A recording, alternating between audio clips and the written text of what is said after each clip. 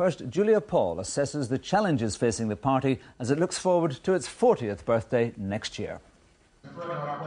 We may be heading towards a party conference, but this week there's been only one politician in the limelight. Today I say to you that the challenges we face are real. They are serious and they are many. Barack Obama seems to be everything we'd like a politician to be. He's connected to young voters, he's charismatic, he's eloquent, and above all, he's relevant. So are these qualities we associate with today's SDLP? Well, who better to ask than the political buffs gathered at Queen's University to watch the inauguration. In terms of votes and seats in Stormont, they're on a bit of a slump. They have been for the past 3 or 4 years. It's hard to say whether it'll turn around or not. I think the SDLP have really got to get their act together a bit. I think leaders such as John Hume and Seamus Mallon were very charismatic people. They knew their stuff. They've been in the civil rights movement for like 30 odd years and stuff.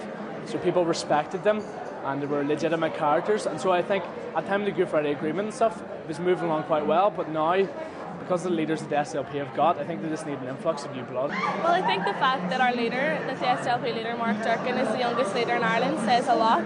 We have a very vibrant and radical youth wing who are coming forward and who are doing more. SDLP sets its history in the civil rights movement. If it wasn't for the civil rights movement, my generation wouldn't be able to experience the fairness, the equality and everything that we have today. But when it came to last year's Fermanagh by-election, that didn't cut any ice with the electorate. And I do hereby declare that Arlene Foster is duly elected as a councillor for the said district electoral area in Enniskillen. And according to SDLP councillor Niall Kelly, the result was a wake-up call. We need something to shake up this party, he said on his blog, or the SDLP could face wipeout in the next 2 years. Well, in many respects, the SDLP has gone into a position of being an opposition and decline. The number of votes it gets, the number of ministers won. Yes, it's relevant because people vote for the party, but it's difficult to know what the SDLP's specific agenda is, what its recipe is for Northern Ireland.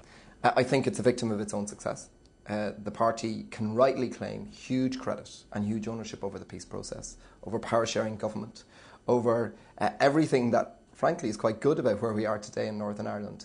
But it is not part of the central decision-making framework within government today. The party's finest hour was in 1998, with the signing of the Good Friday Agreement, and an SDLP Deputy First Minister helping lead the new Assembly. Even in the last general election, the party had success. In 2005, Mark Durkan took the Foyle seat, beating Sinn Féin's Mitchell McLaughlin, while Alistair MacDonald became the MP for South Belfast. But 2005 was 4 years ago, and that's the problem. When it comes to our history, the SDLP is in the spotlight, but that's history. They keep saying you wouldn't be here today if it wasn't for us. That's no good. That's saying we were important 10 years ago. What they've got to say is where they're going to be in 10 years' time, and they haven't been able to do that. We need to build on the common ground. And nobody today in Northern Ireland is doing that. So could the SDLP fill that space? Yes. Should it? Absolutely. Is it as simple as getting up at a conference and saying, oh, you know, we're for people-centred politics and we're for the future, not the past? No, it's not. It's much more difficult than that. So why not enlist some extra help? Last year saw repeated suggestions that the SDLP would link with Fianna Fáil. That's not going to happen, but the party is discussing closer ties with all the parties in the Republic. That is the fantasy football. It's the same attempt. It's just shimmering Shangri-La.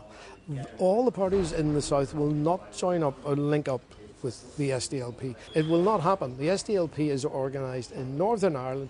That's what the party was organised to do in 1970, and they better realise that the position they're in is the one they should organise for. I think it is essential in the SDLP that people continue to have a conversation about the type of relationships that need to evolve on this island, about where politics is going long term. Now, that's kind of new politics that you need to be really engaged in. In fact, it's the sort of politics that made the SDLP great. The SDLP's position in history is in no doubt. It's the party's position in the future that now hangs in the balance.